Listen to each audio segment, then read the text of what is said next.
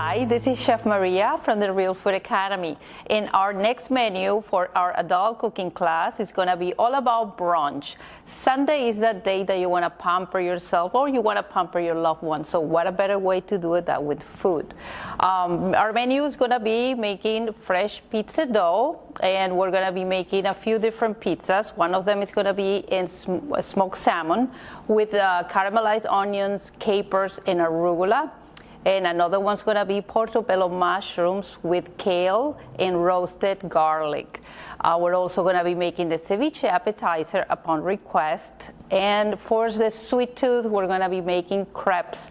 These are gluten-free buckwheat crepes with poached apples and pears. And we're going to top it with a coconut whipped cream. So if that sounds good to you, I will see you next Thursday.